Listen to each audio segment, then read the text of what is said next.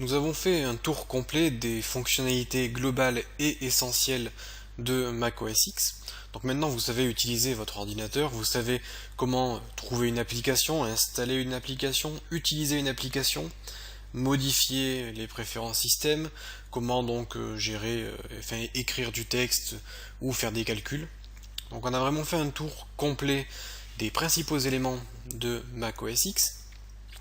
Et pour terminer cette formation, je vais vous présenter deux sites essentiels sur lesquels vous allez pouvoir trouver des informations très intéressantes, si jamais vous avez le moindre souci.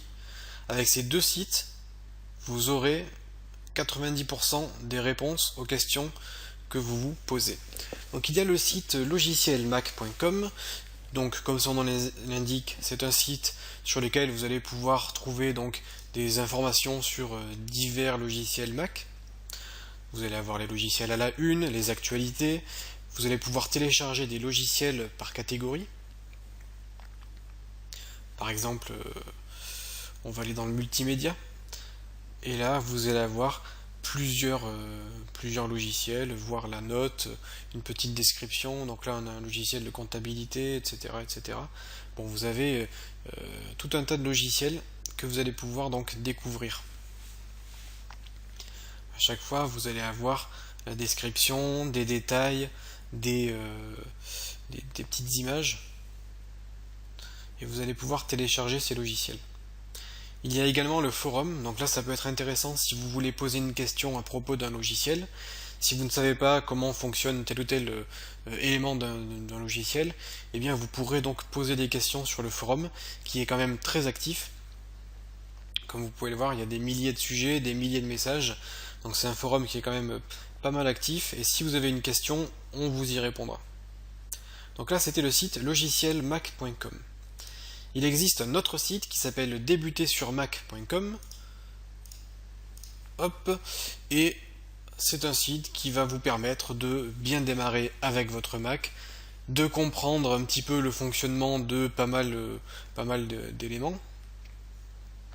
Par exemple, hop, on peut avoir des informations sur l'application mail, savoir comment configurer un compte, utiliser un compte, etc. Donc ça, ce sont des choses que nous avons vues dans cette formation, mais vous pouvez avoir un petit peu plus de détails, si besoin, sur ce site. Il y a énormément de ressources. Par exemple, on n'a pas parlé de Automator, qui permet d'automatiser certaines tâches sur votre Mac. Donc là, dommage, on est tombé sur un article qui n'a pas été rédigé. Vous avez le Finder, pour avoir donc plus d'informations sur ce Finder.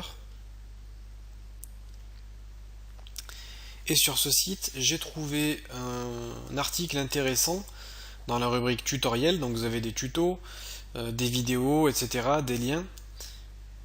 Et on a un tuto sur les raccourcis clavier pour Mac. Donc là, ce sont les raccourcis à connaître par cœur. Alors sur Windows, pour faire un copier-coller, on fait CTRL-C, CTRL-V. Sur Mac, on fait un commande-C, commande-V. Vous avez commande X pour couper, vous avez commande Z pour revenir en arrière. Voilà, donc là on a pas mal de raccourcis clavier essentiels, donc à connaître absolument.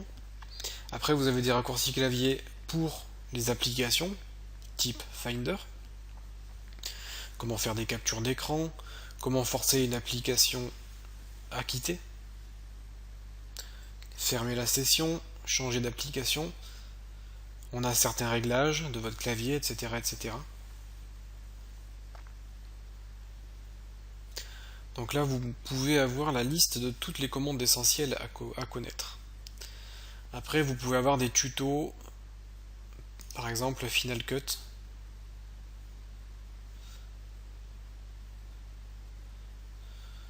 Vous pouvez avoir d'autres tutos. Vous avez des tutos vidéo. Vous avez une série de vidéos pour passer du PC à Mac, des tutos sur les anciennes versions de Mac. Donc voilà, ça c'est vraiment une beau site qui contient pas mal de ressources que vous pourrez donc utiliser si vous avez donc des questions ou une petite interrogation sur tel ou tel raccourci clavier. Donc je vais vous laisser avec ces deux sites, et comme je vous l'ai dit, rien qu'avec ces deux sites, vous trouverez 90% des réponses à vos questions. N'hésitez pas non plus à me contacter via le site si vous avez d'autres questions qui ne sont pas dans cette formation, ou des choses sur lesquelles nous sommes passés un peu vite. J'espère que vous aurez appris pas mal de choses et que vous allez mieux maîtriser votre nouveau système d'exploitation. Et on se retrouve donc sur Formation Facile pour de futures formations sur divers logiciels Mac. Donc je pense faire des formations sur Pixelmator pour la retouche photo, Final Cut pour le montage vidéo, et peut-être d'autres types de formations pour Mac. Je vous dis à bientôt et bon courage donc avec OS X.